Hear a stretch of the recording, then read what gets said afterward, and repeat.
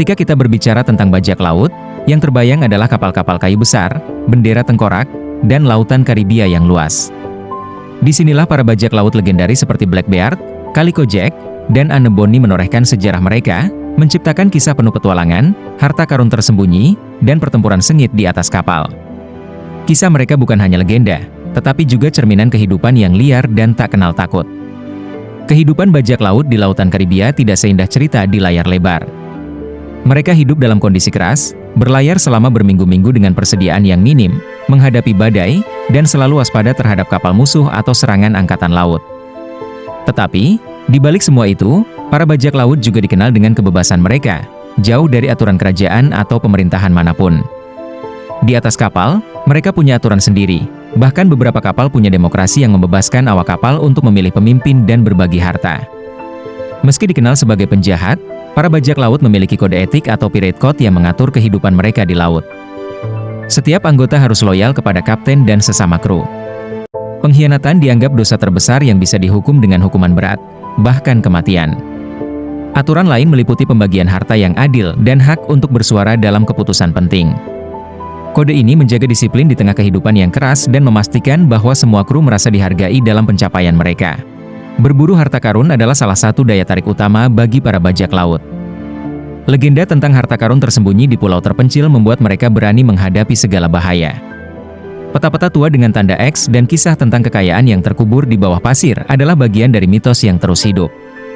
Banyak bajak laut mempertaruhkan nyawa mereka dalam ekspedisi ini, bertempur melawan musuh dan bahkan satu sama lain demi meraih harta yang menjanjikan kekayaan dan kebebasan.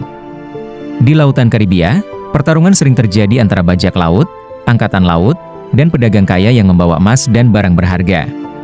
Pertempuran di atas kapal berlangsung brutal dan menegangkan, dengan suara dentuman meriam dan kilatan pedang di udara. Bajak laut mengincar kapal dagang untuk merampas kekayaannya, tetapi terkadang mereka juga harus menghadapi angkatan laut kerajaan yang lebih kuat dan bersenjata lengkap. Ketika berhadapan dengan angkatan laut, mereka harus mengandalkan keberanian, keahlian taktik, dan kerja sama tim yang solid untuk bertahan hidup. Beberapa nama bajak laut menjadi legenda yang hidup hingga sekarang. Ada Blackbeard yang dikenal dengan janggutnya yang menyeramkan, sengaja dibakar untuk menakut-nakuti musuhnya. Lalu ada Calico Jack, yang terkenal dengan bendera tengkoraknya dan kemampuannya memimpin kru yang pemberani. Anneboni dan Mary Read, dua bajak laut wanita, juga menjadi simbol keberanian dan pemberontakan di dunia yang didominasi oleh pria.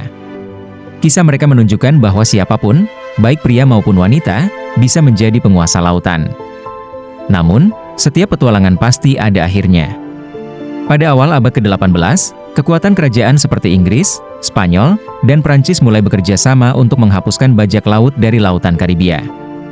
Mereka memburu dan menghancurkan benteng-benteng bajak laut, menangkap dan mengadili para kapten yang sebelumnya tak tersentuh.